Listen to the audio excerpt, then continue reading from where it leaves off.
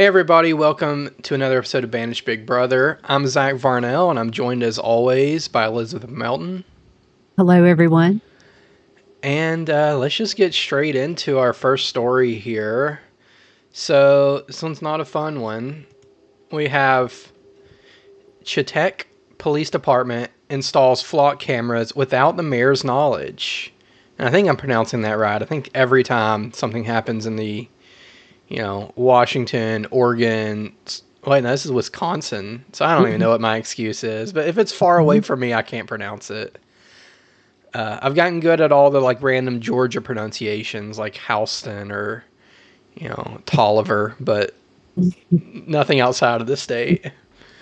But it says the Chetek Police Department is facing backlash after installing two flock safety, quote unquote, safety cameras without notifying the city's mayor or council.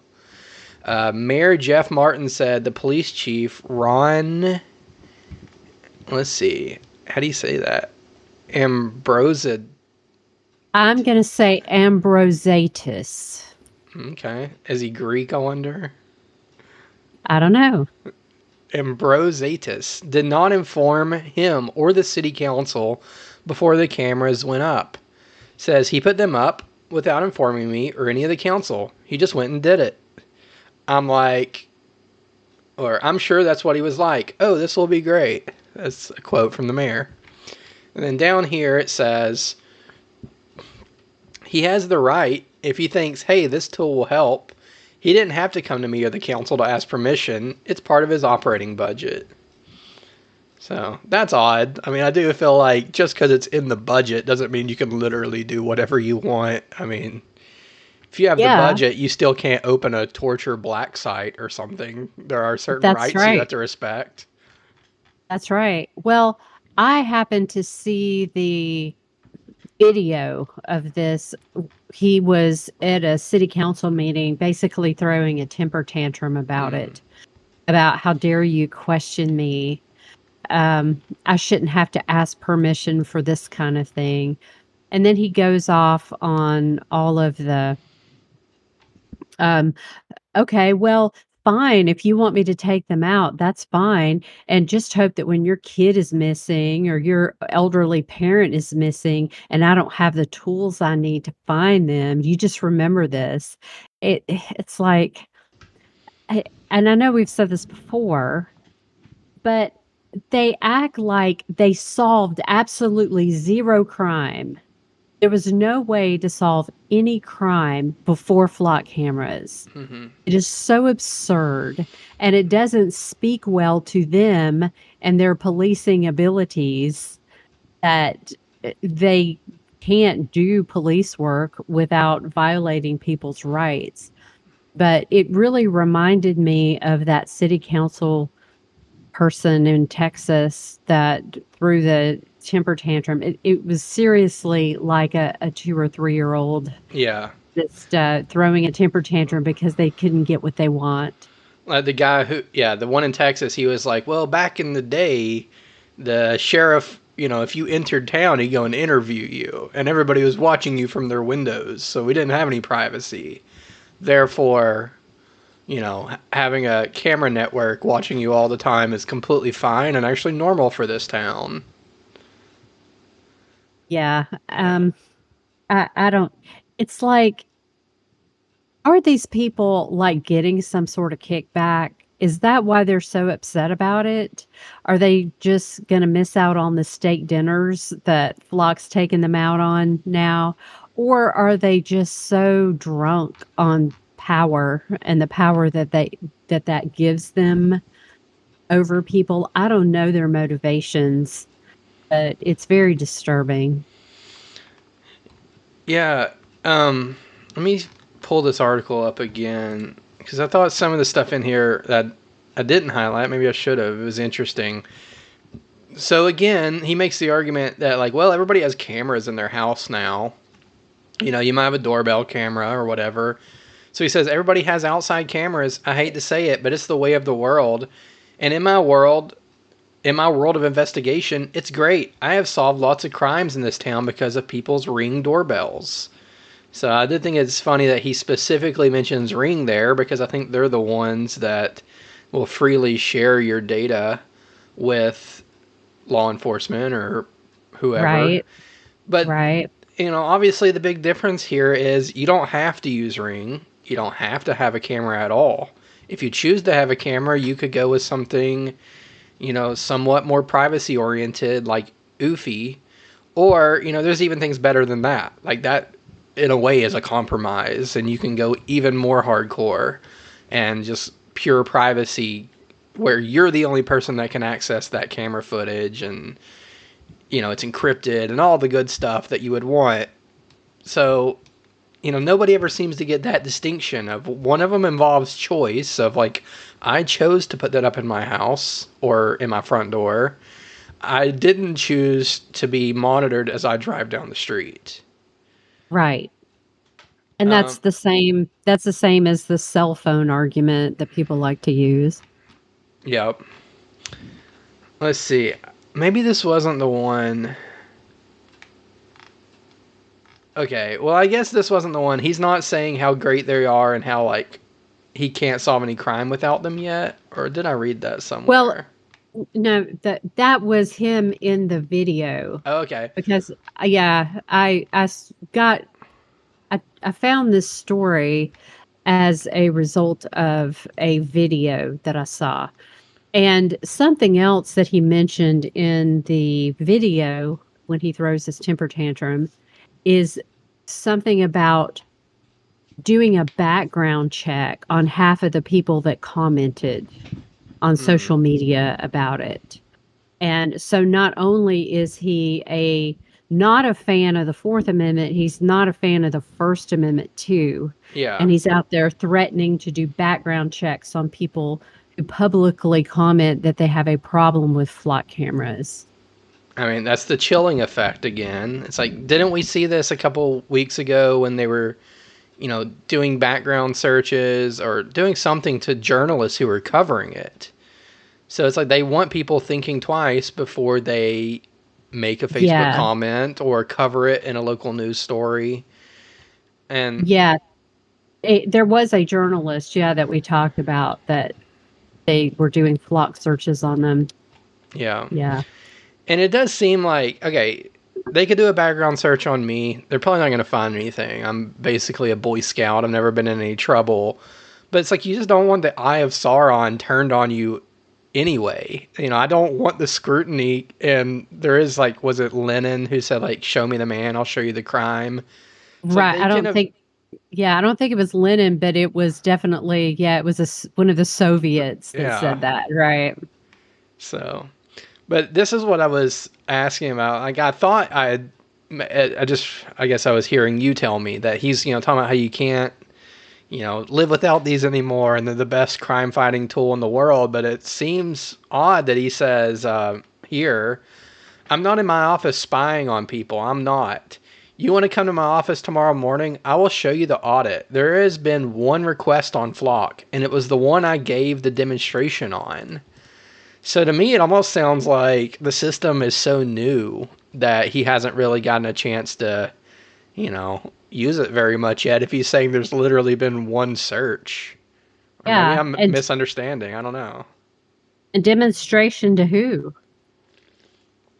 And you know, a lot of the misuse that has happened from these is from people going in and doing demonstrations, Yeah, air quotes, and or test and those things. So yeah, who's to say that he wasn't that demonstration wasn't him stalking somebody? We don't know.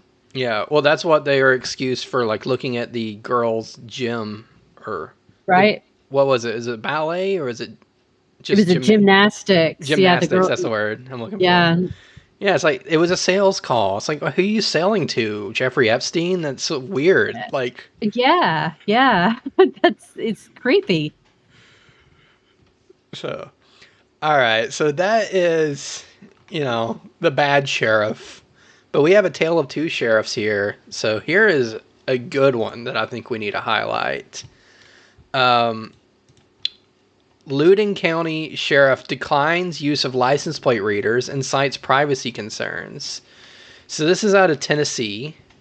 During a commission workshop on Monday night, Loudoun County Sheriff Jimmy Davis says he has, quote, no plans to start using license plate reader technology amid nationwide backlash concerning flock cameras.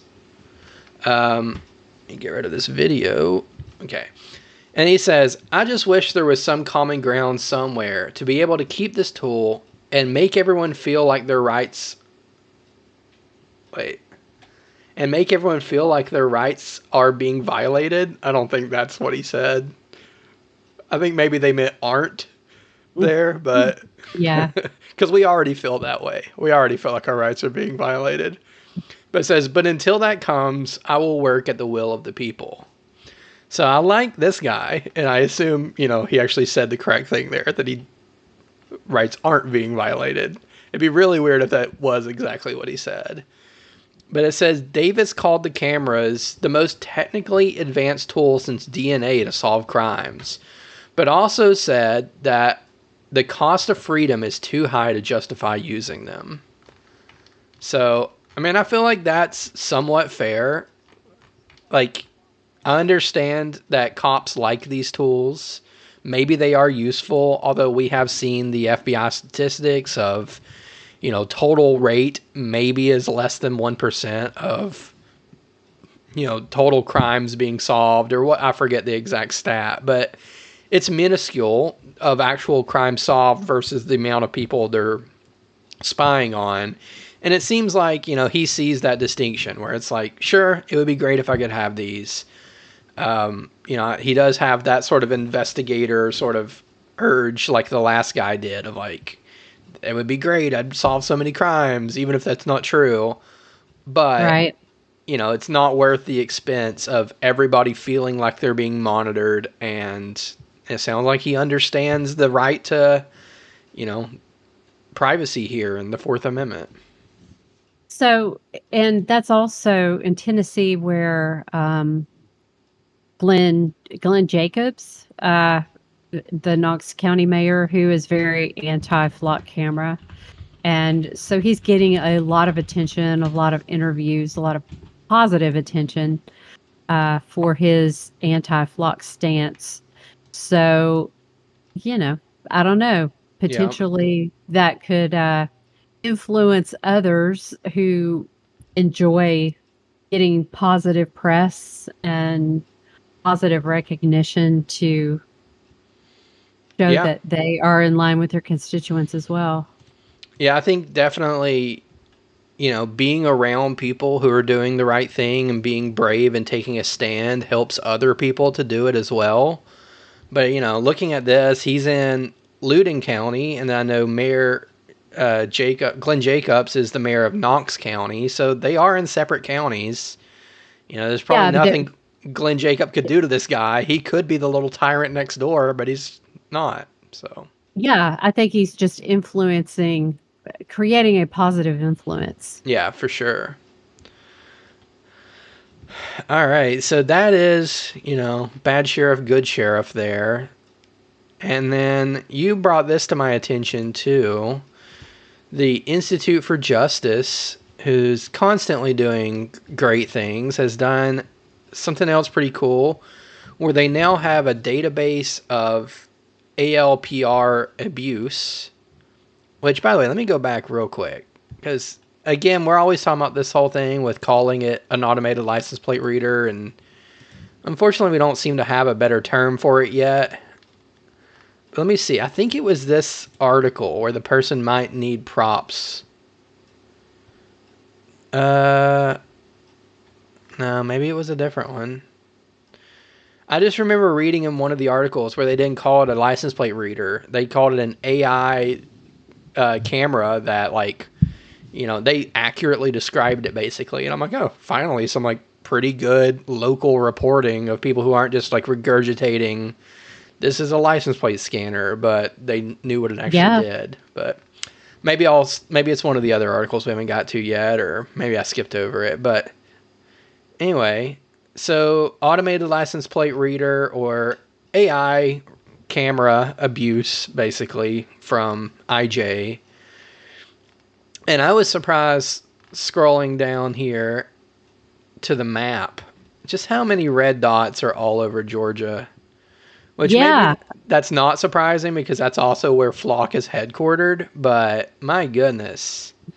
Well, and the different colors of the dots too. Um, because stalking in non-law enforcement use, Yeah. that's where all the red dots are. It's like that is the highest concentration of them. And what in the world is going on in Georgia with the police here? Yep. I'll just look at a few of them here. So, one in Dallas, Georgia. Heidi Taylor, the former 911 director for the Dallas, Georgia police, was arrested and charged with misuse of the license plate reader system after the GBI found that she accessed the flock. Well, that's not really very specific, for reasons unrelated to law enforcement. So they're not going to give us any, details on that one. Okay. After being arrested for kidnapping his ex-fiancée? Yeah, Riverside Deputy, County, California. holy cow. So Why did he still what have was it? access? Yeah, that I want to know a little bit more about that one. Yeah. That's So, yeah, it says after being arrested for kidnapping his ex-fiancee, Deputy Alexander Vanny allegedly used the department's flock system to track one of her friends. In December 2025, he was convicted of multiple charges in a jury trial. So, why did somebody who was arrested for kidnapping still have access to this system? That's insane. yeah, that there's a story right there to look into. Morristown, Tennessee. After a flock camera misread and I'm guessing an O as a 0, or maybe a 0 as an O, I don't know. Officers detained two grandparents at gunpoint while their 3-year-old granddaughter watched from the car. Let's see.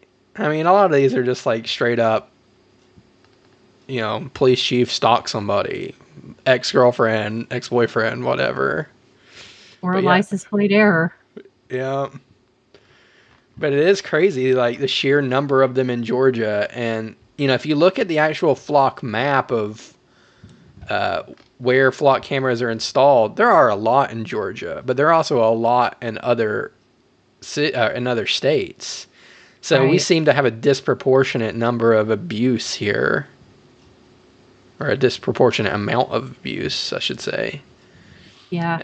Well, I wonder too, because Locke is uh, headquartered in Georgia, and I don't know if other states have.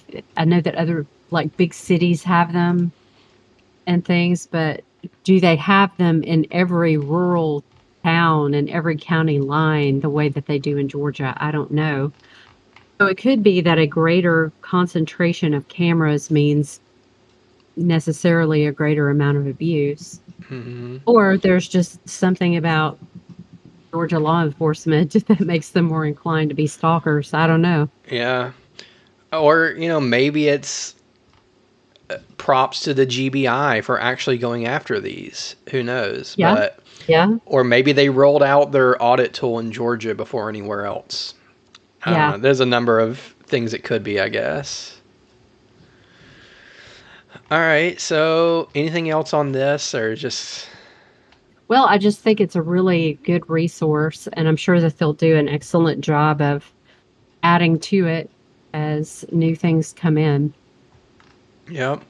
And it's front page of their website right now if anyone wants to find it. So, ij.org, and it has new IJ database tracks ALPR abuse across the country, and you just click on it and get right into that. Oh, here's another one. For instance, in litigation against Norfolk, Virginia, IJ discovered that the top 3 search reasons accounted for nearly 1/3 of the 230,000 searches over 2 years. One officer repeatedly wrote La la la la, and nobody noticed. Holy cow. Wow. That is, yeah. I'm speechless. And the other ones aren't much better. They're saying that the top three were CJ, stolen, and INV. So it's like, what does that even mean? Like, stolen, I guess you can kind of be like, well, they're looking for a stolen car, maybe. But maybe they're looking for stolen goods. Maybe, who knows? But then CJ and INV, it's like this is supposed to be the audit of why they're running the search, and they're just purposely providing no information. And if there's 230,000 searches and all of them have awful reasons for running them, like CJ and la la la la, the abuse is going to blend in more easily. So, Yeah, I would think that the wise thing would be to put something that actually did look official. yeah. A lot of them that I've heard of would put like test in there, Yeah. which, that's kind of, somebody could look at it and say, oh, well, they were running a test. But why do you need to test it? How would that even work? I don't know. Yeah, and why do you need to test it this many times and on real people? But Yeah. all right, well, let's get into the next thing, which we started to talk about a few times and never really got to dive into it. But there's this, emerging trend that I find very disturbing of different cities requiring surveillance now of private individuals, or not of private individuals necessarily, but by private individuals. So, in Atlanta, and we'll get to this one in a minute, where it's like they've now required almost every gas station, even the smallest mom and pop, will have to have surveillance cameras installed. And then Rialto, California seems to have taken that even further, where it's like now they require video surveillance to get your building permit, I believe. Is that correct, from what you understand? Yeah, before issuing a certificate of occupancy. That's it. So if you're building a new building, like you have the building permits, but they have to issue a certificate of occupancy before you can actually move into the building. Yeah, and it's not just that they're requiring that they have surveillance, but also that they provide the Rialto Police Department with access to the live stream of it. Right, right. It's it's definitely an overstep. Yeah. But it seems like we are seeing more of this. Like we talked about, the first guy, the police chief, who it's like, well, I have the budget, so I'm just going to do it. And in Rialto, it's no city council approved this. The mayor didn't approve it. It's just, well, the planning board or whoever it is, I don't know, that is able to issue these certificates as just, they have this rider now that says, well, you have to do this. And if you don't do it, we're not going to give you the thing. Yeah. So it seems like they're finding back doors into surveillance all over the place. Right. Things that don't have to be, like if you're trying to keep an eye on city council minutes and things like that, they're going to be off your radar screen.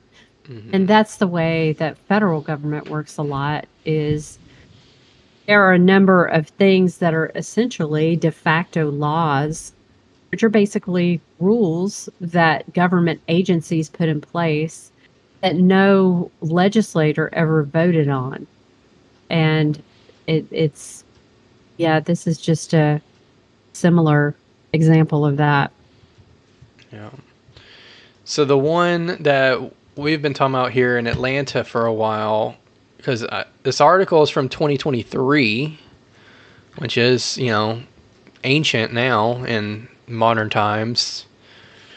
So it says on Monday, the Atlanta City Council let me put it on the screen, approved legislation for an ordinance that will require gas stations to install and maintain video surveillance systems. The ordinance will be effective upon approval and implementation plan, blah, blah, blah. So that's basically just, government speak. They're gonna do it right away. So yeah, I don't know. Like, I know a lot of gas stations are operating on pretty thin margins already. So Right. if you didn't have a surveillance system already at your little gas station, there might be a good chance you're doing that because it's cost prohibitive for you. But now in Right. Atlanta, and it says similar in DeKalb County, which is right next to Atlanta, they're requiring it for all gas stations. So, with the ongoing violence and crime that DeKalb County is experiencing, particularly at gas and service stations, the approval of this ordinance couldn't be more dire. One of the commissioners says it's like that histrionic language that they use to try to Yeah. justify the violation of people's rights. And Well, so it requires that the cameras be rolling 24/7. And I'm wondering, what if your, uh, say, all entry and exit points, gas pumps, and cash registered stored for 60 days and display the proper date and time and have night vision? So, what if your system goes down? And I'm sure that there are penalties involved for systems going down, but then that makes me think about how many times is a police body camera. Oh, it wasn't functioning. It wasn't working. Sorry. mm-hmm. And there's like no repercussions for that. But I'm sure that there, or I would speculate, I should say, that there would be repercussions for your surveillance system not working if you're a gas station owner in Atlanta. Yeah, well, if there are no repercussions, then it's basically a suggestion. So it seems like they would Right. bake something like that in. Right. And it is silly for them to be like, well, this is totally going to fight crime and, it's going to be Shangri-La afterwards. Because, like, the whole thing with surveillance systems are they show you what happened in the past. So if there's already been a carjacking or a robbery or something like that, maybe it helps them investigate.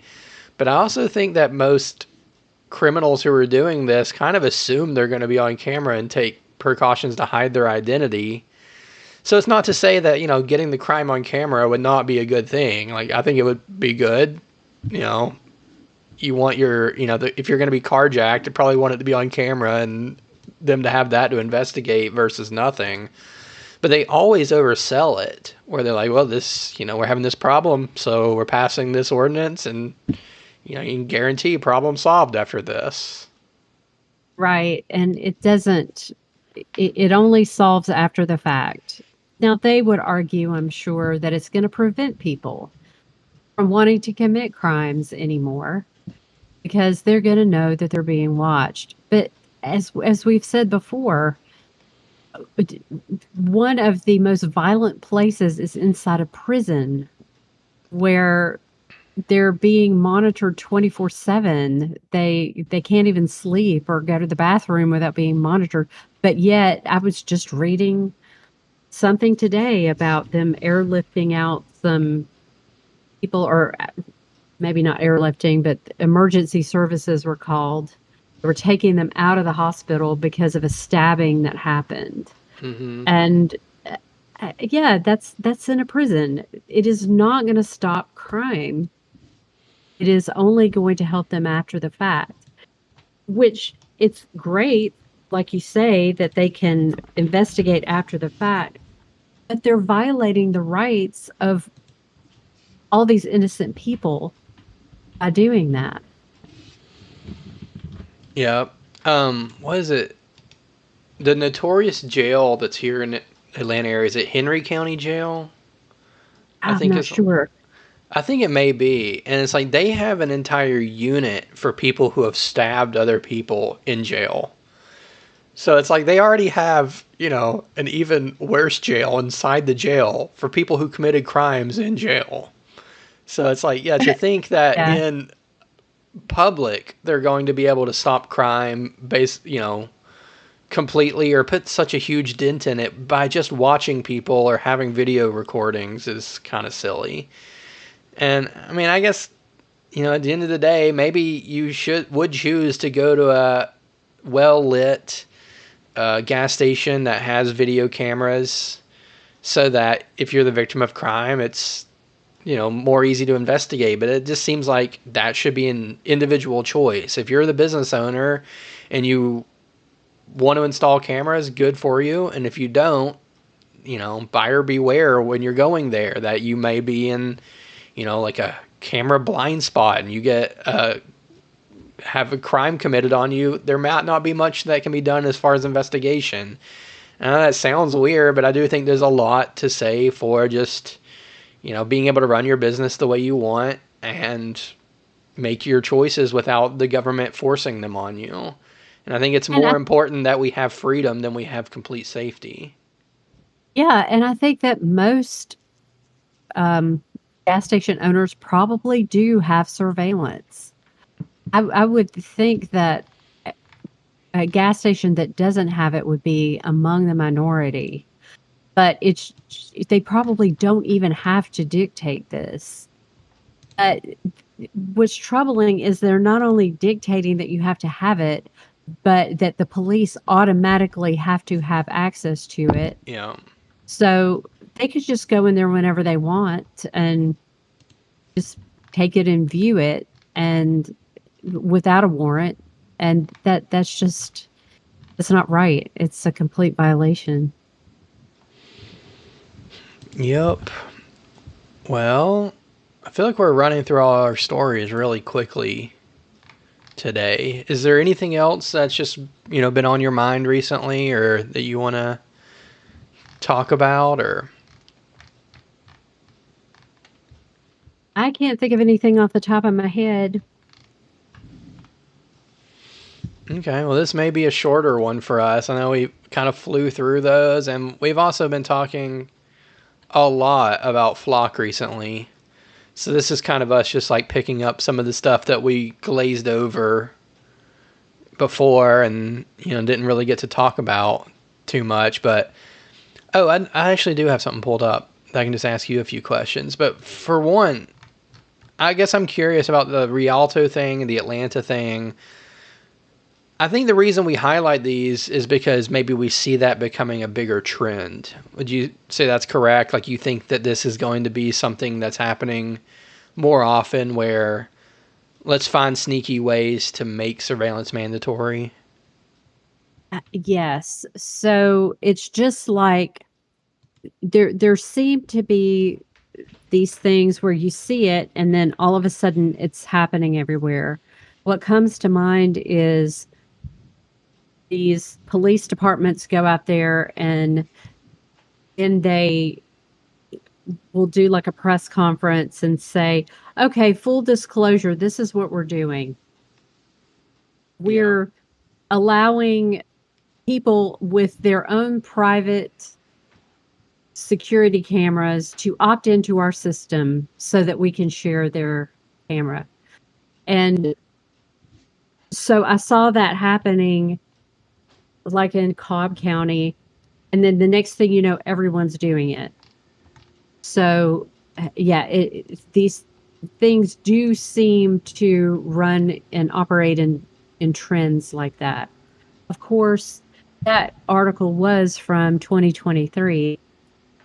I haven't had time to investigate or do any research to see who else may be doing that.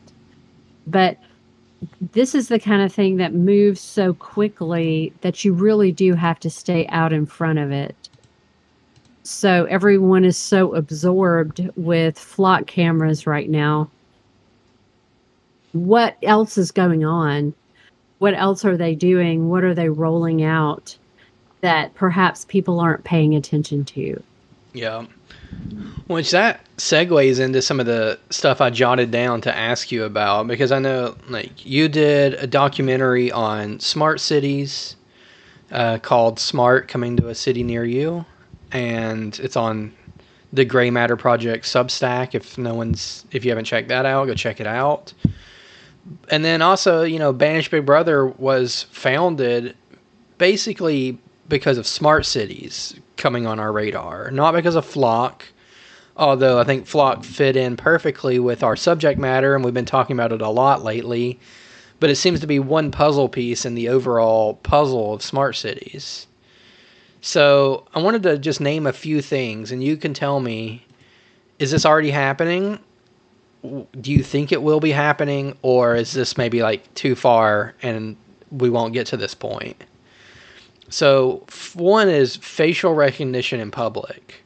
So I know Flock has been adamant. It's like, well, we don't do facial recognition. We don't know who you are. We just, we know who your car is, and we maybe know who that car is attached to or registered to, but they're not doing facial recognition. Do you think we're going to get to the point where they will be, or are we already there? Or is that, rightly you think going to be too far and that won't happen? So there absolutely is facial recognition being used in public. San Francisco, a few years ago, outlawed facial recognition there. So how do you outlaw something that isn't existing? I mean, yeah, it does. Well, I guess that you could preemptively do that. But yeah, so the city where I live, if you go into the courthouse for any reason, or the city services center, they have cameras with facial recognition. They know everyone that goes in and out of there. So you can't go do public business without having your image captured. And to me, that is unfortunate.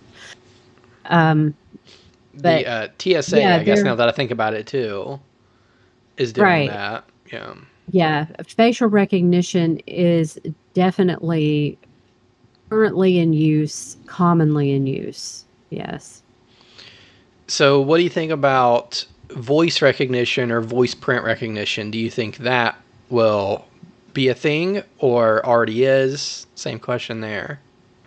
I don't know that that already is. Well, it certainly is with personal technologies, like cell phones and things like that. As far as surveillance goes, that I don't know, but I wouldn't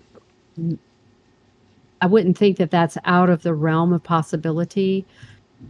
I would say that it is likely that that will be a thing in the future. If it's not now, because there's probably a lot of stuff going on that the public just isn't really aware of.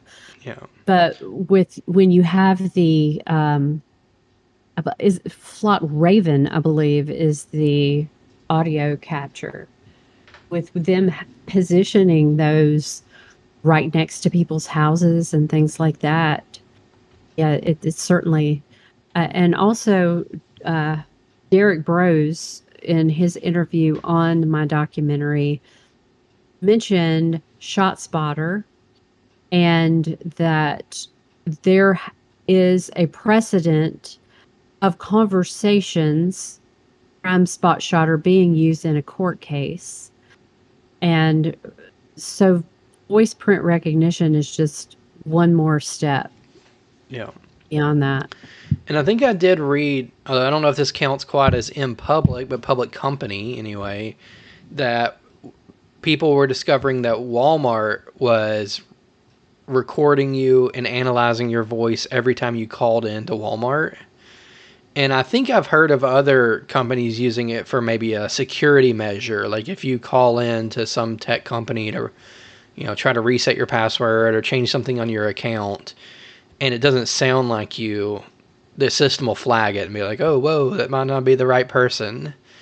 So, we've seen these things where they always kind of start small and innocuous and they find new uses for them over time. Yeah, and I do think that a lot of these things are tested privately. They're rolled out privately in companies, employers, places where it kind of normalizes it a little bit before it is then made a public government initiative. Yeah.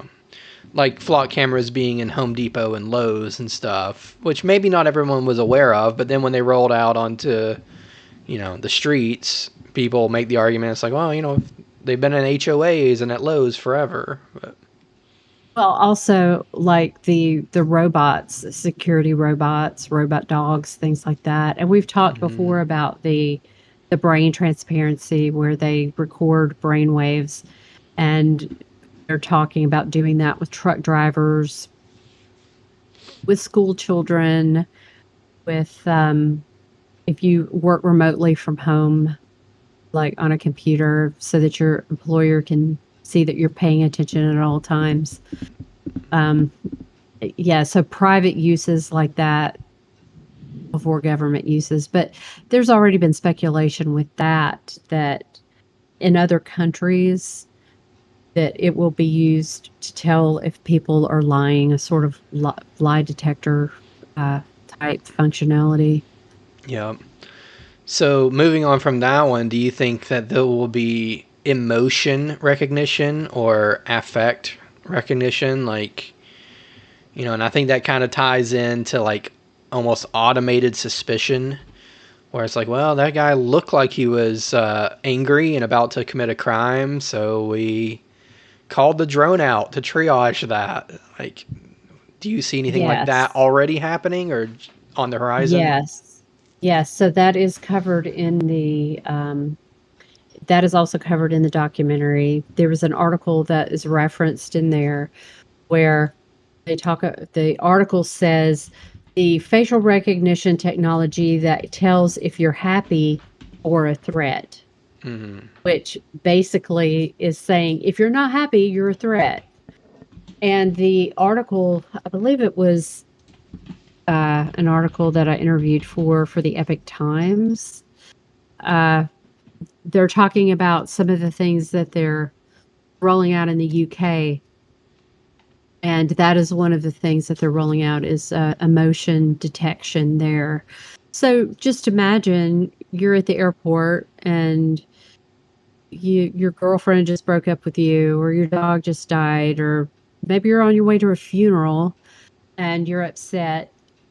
Well, then they can read your emotion and say, okay, this person is seems upset. Maybe we need to be worried about them. Or it could be like justification for an intervention. This person might be thinking about suicide. Maybe we need to pull them in a room and ask them questions to protect them from themselves. Just any sort of Yeah. that type of excuse. And I can see it maybe going the opposite direction too, where if your emotion isn't correct, then that could be suspicious. Like, for instance, right now, everyone's like analyzing every minute of video from the Charlie Kirk murder. And I saw one where they're like, look at this guy. He doesn't really like seem bothered that it happened. Like he knew it was going to happen or something. And I'm like, I don't know. Like, I have no idea how I would react in a situation like that. Or maybe he was involved. I have no idea. But it's just like, I don't think you can make that judgment based off, what somebody's face looks like in the moment. Or maybe they have trouble expressing emotion. Well, and that's something else that I brought up in that interview is people with autism don't necessarily express emotion the way everyone else does. So, does that mean that if you have like a deadpan face and you don't have a lot of facial expressions when you feel emotion, that then there you have a whole category of people now who are going to be subjected to mistreatment potentially Yeah. because it declared that their response to emotion isn't correct, isn't normal. Yeah. All of Gen Z. Because apparently they Yeah. have the Gen Z stare where it's just they'll emotionlessly stare at you during like customer service interactions and stuff. So I guess that's illegal on the horizon. Yeah. But, All of this dystopia has just made them numb. you know. All right. So, while we've been covering and all this flock stuff, and that has been, the topic of conversation recently, and I think for good reason, and, the pushback is helping. But I gotta wonder, is like the smart city stuff still just chugging on in the background? Oh, And yeah. are we gonna see, the marriage of things like flock and the government sort of sensors and smart cities and traffic lights and all these things, if it's not already here? Yes, it absolutely is going on in the background. And there are a lot of things. One of the things that I found just absolutely crazy was that they're taking your temperature as you walk down the street. And it's that they have these really far-fetched reasons, which are protecting people from heat stroke is one of the things that they say. But in the meeting that I attended, one of the examples that they used, they put something up on a screen and said, okay, notice how there's this spike in heat in this particular region. And that was because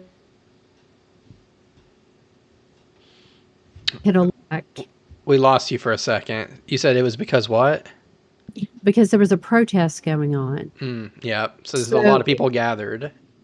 right, it could alert them to the fact that there are a large number of people in a certain place.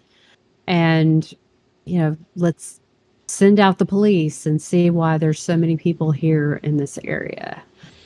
Yep. And yeah, And it's just just, imagine if they got to redo the COVID era with this. Like, do you don't think they would abuse temperature readings on the street to be like, oh, that guy had a 99 temperature. We need to go quarantine him, or we need to tell him to go home. You might be sick. well, that was the first thing that came to mind when I became aware of the fact that they're taking people's temperatures. Yeah. Yes. And then also just the, Flock Network or Axion or whatever, all these license plate readers, these AI cameras, would they not have loved to have those during lockdowns? Where it's like, well, we have a list of all the essential workers, and if anyone who is we deem inessential passes one of these cameras, you're automatically, flagged that a cop can pull you over and tell you to go home or whatever. Like, and that sounds Yeah. crazy, but after what we went through, I don't think it is. And maybe it would be crazy here in Georgia. Maybe they wouldn't have done it, where you live or where we live, but I don't doubt that it would have been tried somewhere. That doesn't sound crazy to me at all. That sounds very, it sounds like that is what would be expected. And one of the reasons that I feel that way is because that is some of what they did in Australia. They had, they used technology in various ways to make sure that people stayed at home. Yeah. All right. Then the last thing I have here, do you think we're likely to get to the point where they have systems set up to try to infer what people are going to do next? Like, the system has learned so much about them that it can now make surprisingly good predictions about what you're going to do. Absolutely. And that is already going on. They're already rolling out predictive policing uh, technologies. Yes. Yeah. And I think I read something today. Actually, I didn't get to read the entire article, but it was on theadvocates.org, or the Advocates for Self-Government, where they were talking about how overseas in the Middle East, when they're doing like drone strikes on various people, that they would often track their phone and then learn their movements, and maybe even over the course of years. But then some of the strikes they would make would be like, well, we don't know that the person's there, but we know that their phone is normally there at this time, or that maybe their phone is there, but like we're hoping that they're there with it. Things like that. So, it seems like that sort of prediction model has been used to like blow people up overseas. And hopefully, I don't know, I would say hopefully they got it right, but even if they got it right, I'm sure they killed innocent people there too, because just when you have a phone signal pinging, that doesn't tell you what other what civilians might be in the building with them or anything. So just seems like a bad Right. idea. But Oh, and that's something else to consider too when we talk about them rolling out things through private uh, channels before they make it public. They also test out things overseas in warfare before they yeah, use it here. And yeah, so I guess the strike that they did that killed the guy that was in charge of Iran, that they used flock cameras in order to pinpoint that. And something that people don't think about is if we can do that to other countries, then what's to stop other countries from hacking into our systems and doing that to us? Because we do know that the government doesn't have the best track record when it comes to keeping data safe. And so if you live next to a military base and you have all kinds of lock cameras everywhere, one of the things that John Padfield pointed out is say they can marry some of that information that they have gotten from data breaches, from government data breaches, to know who different individuals are and their positions in the military, and could use that, put two and two together to say, okay, well, SEAL Team 6 seems to be not driving around right now. They must be deployed. yeah, And also, that would indicate that, well, maybe their families are there and they are, you know, it just could lead to all kinds of different abuses by foreign adversaries that people seem to not, these county commissions and city councils and things, not pay attention to or care about. yeah. I don't know. Getting more into the like things that seem sci-fi but aren't too. And I want to talk about this one more on another episode eventually. So, have you heard of this? So this is from truthout.org, which I think appears to be more of like an activist thing. So maybe take it however you want there, but there are other articles I'll show you in a second. But this is talking about an Israeli firm called Toka that sells a software that can even allow them to hack into live feeds and recorded surveillance video and change what it displays. So that's insane. And like, why? I mean, that, okay, well, here's the other one that I'll show you. So we can start with the reason that they say like that they need this. This is from Haaretz, where they talk about this cyber firm could have saved Mossad assassins from exposure.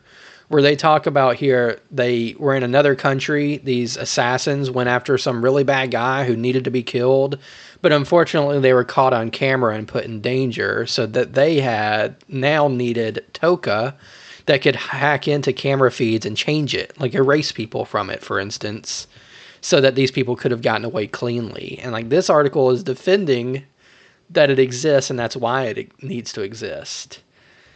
So this doesn't seem like something that if it exists in the West here in the United States that they would even admit to having or doing.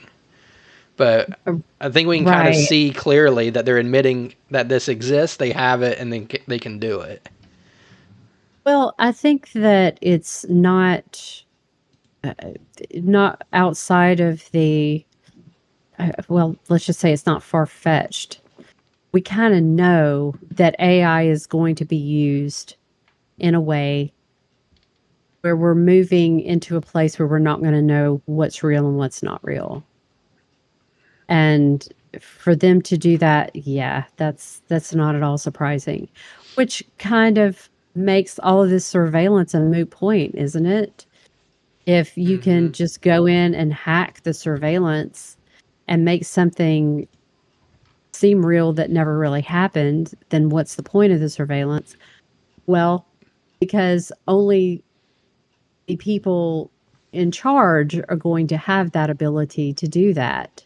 Yep. So we, the people, they can go in and take whatever surveillance that they have on us and make it appear any way, make it have anything happened that they want to have happened and parade that out with all of the media. But unless you have TOCA, you're not going to be able to turn that around. You're going Yep. to be shielded from it. And if we did have it or have something similar, it'd be illegal for us to use it, while it would be completely legal for them to do it. Exactly. Exactly. But, well, I guess there is one more I would add to this list. So, 15-minute cities is another thing we haven't really heard about maybe in a while, but we saw those kind of being created in the UK. Is that still a thing that's going on? Like, do you think that's a failed experiment at this point, or still something that different central planners want to make happen? So this is kind of what I'm talking about when I say everybody's talking about flock right now. But what else is going on? What else are they putting out? And um, what is in the works that we're not paying attention to and that is not getting press coverage? Because we know that we think of 15-minute cities as something that was being done in the UK, but we do have the congestion zones in New York City. Mm-hmm. And the flock system is a big part of enforcing that, or license plate readers are a big part of enforcing that. So unless I hear that they are abandoning it, I'm going to assume that they're moving forward with it. Yeah. And a lot of times, like, remember, Ring Doorbell does this a lot, where there'll be some outrage. Oh my goodness, they're sharing this with police departments. Oh, no, we're not. And they stop for a while. Okay, we're doing it again now. Yeah. And yeah, there was a lot of controversy about 15-minute cities. In the UK, there was a lot of pushback on 15-minute cities. So maybe they're laying low for a while. I don't know. Yeah. And again, that's one of those where it's like, if you want to live somewhere where everything is within walking distance and you don't have a car, that's great. But where I would take issue is when they're making it difficult, if not illegal, to leave your area. Which was it Cambridge in the UK? I don't remember. Yeah, I think so. But like, they would allow you so many times to leave the city or your zone of the city, and then after that, I think it's like you would be charged some outrageous price or not allowed to do it. So it's like, if you and your mom lived in a different zone of the city and you drove over to see her so many times, it's like, well, you've used up all your free passes. Now it's going to be sort of like outrageous price to use your car. And Right. who knows At the if that's always going to be an option too, or if at some point they're going to be like, well, the climate is just so bad we can't even allow you to do it for any price now. yeah, it, I'm with you in that I think walkable cities are great. I think, especially if you live in a city like Paris or somewhere that's really congested and having a car is not feasible, having a grocery store and all these things within a 15-minute walk, that's wonderful. I think we do need more of that. But at the end of the day, it's about controlling people's movement. And I see a lot of things happening in that direction and just making it more difficult to own cars, individuals to own cars outright. So now we're relegated to public transportation. again, public transportation, I think, is a great thing if people want to take advantage of that.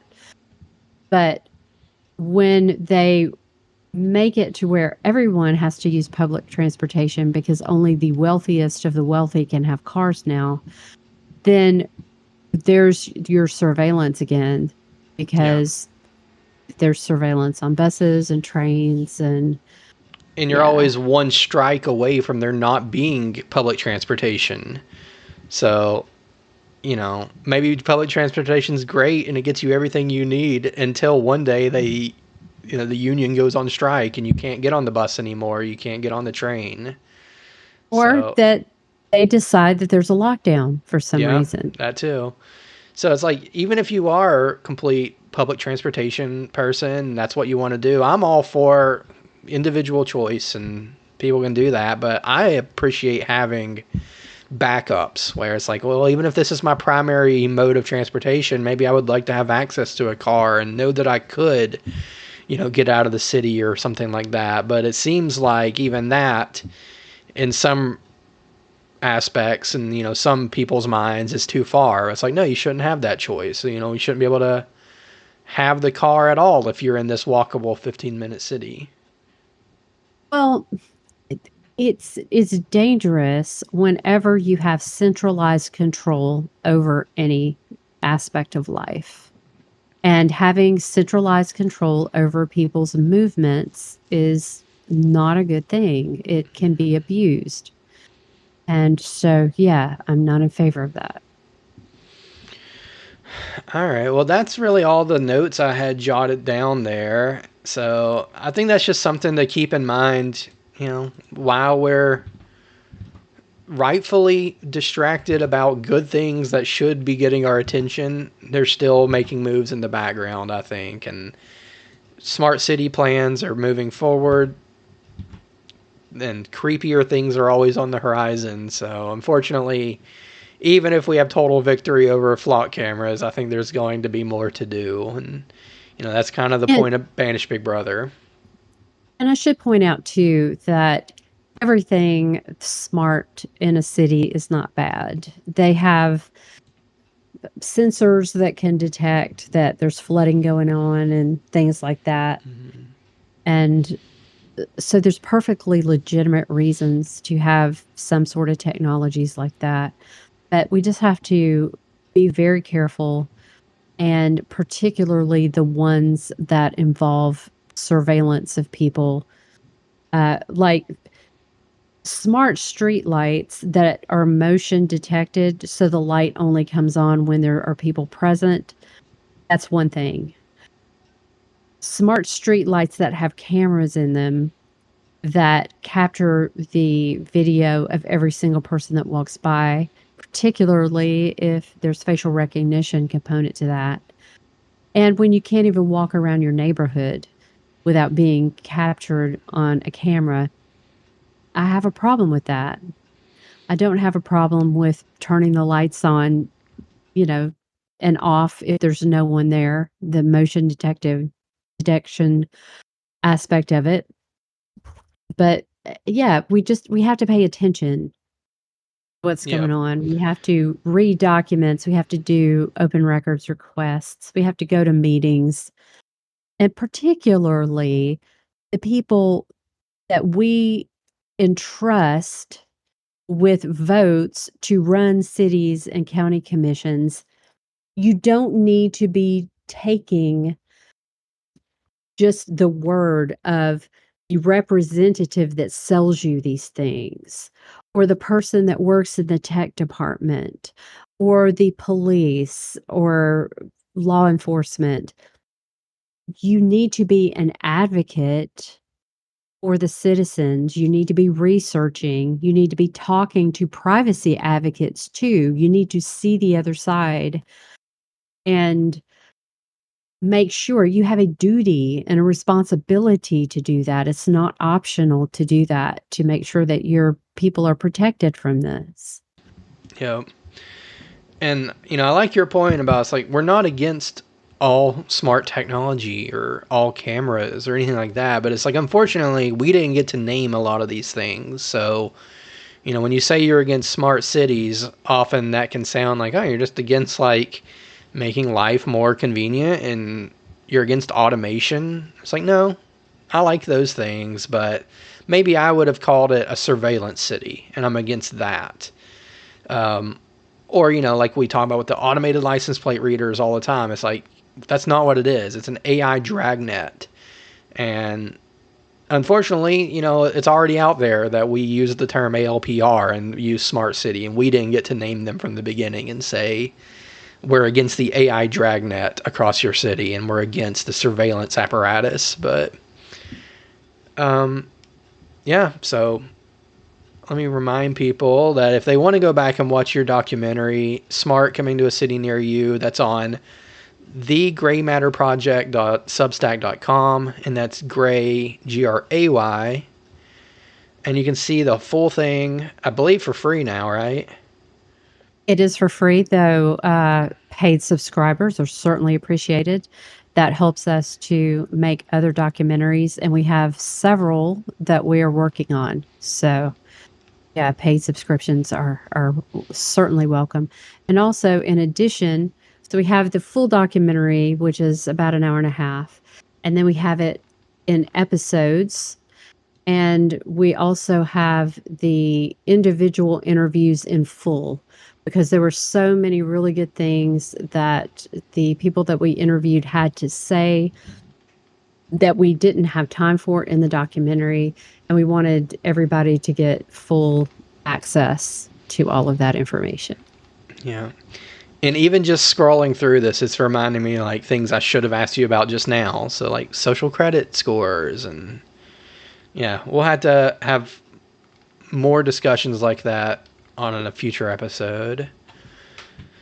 So yeah, check out the Gray Matter Project, check out Smart Coming to a City Near You, and then also check out banishbigbrother.com. I don't know, there's a lot to update on since last episode.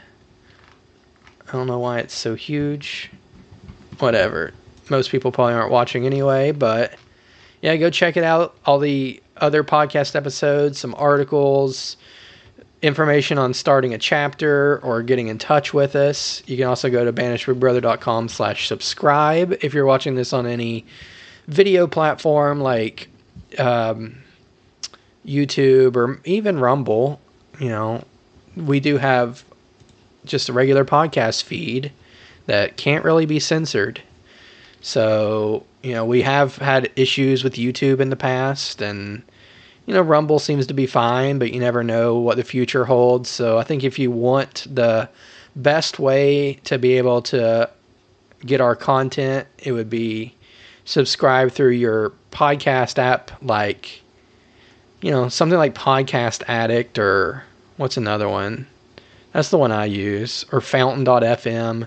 Probably not Spotify. I don't think that's an RSS type one, but we are on there somewhat. I think they removed most of our episodes for daring to have music, but I guess these latest ones won't be a problem.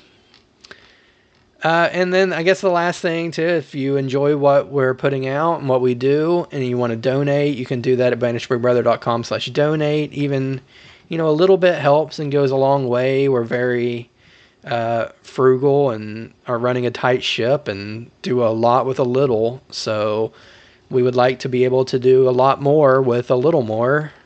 If anybody is interested in donating to the nonprofit, and we are a 501c3, so it would be tax deductible. And that is it for, wait, no, we do have one good news story, I guess. And I think we've talked about this before, but just to end on good news, there was a city called, oh my goodness, Oshkosh? No. Yeah, is that right? Oshkosh? That's it. All right. Oshkosh. Drops flock cameras after chief raises trust and access issues. So the reversal came less than 24 hours after this council had initially approved it. So this is a little bit of an older one. This is from April of this year, and I think we may have talked about it, but basically they rescinded their agreement with Flock after the police department said the company misrepresented information regarding the license plate readers at one of their city council meetings. Um, do you remember in this story what they said the misrepresentation was?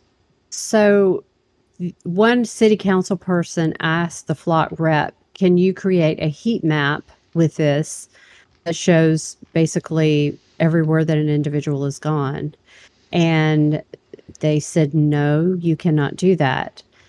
And so they voted to have it. The police chief then went back to the station and said, can we do this? And they're like, yeah, and watched them do it. And so then 24 hours later, he went and he's like, they basically lied to you when they said that this was not a functionality. It absolutely is a functionality. Yeah. And then I'm just, if I put in a news search here for cancel flock, I'm seeing this happening all over the place. Like one day ago, Kentucky City to remove flock cameras. 23 hours ago, Lansing City Council asked admin and police to terminate flock contracts. Again, let's hope that these don't turn into, well, Axon is now cleaning up and they're getting all sorts of customers. But, I do think maybe it's moving in the right direction right now of, people being annoyed with this type of technology being used against us more so than just the company. Although the company does seem to be exceptionally bad. So. Right. And yeah, I'm sure that some of those were replaced just with a different company. And I am the last person to make excuses for Axon because I think all of this needs to go, not just the license plate readers. I think that surveillance overall needs to go. But a point that Jordan makes is that Axon is a step better and that it is not networked like the flock cameras are networked, that there are more stringent requirements. I wish that I could remember exactly how he explained it, but that in order to get the information from Axon, you have to go through more steps. It's not as easily abused as flock, which, like I say, that doesn't necessarily make me feel better about the situation because I don't like the technology at all. But it is definitely something to know, something to consider. Yeah. All right. Well, that's all I have for this time. And I think we have a guest next week, right? So, that is correct. Yes. Yeah. So we'll be back next week with a guest, and that's it. So thank you, everybody, for listening. We'll see you next time. Bye. Good night.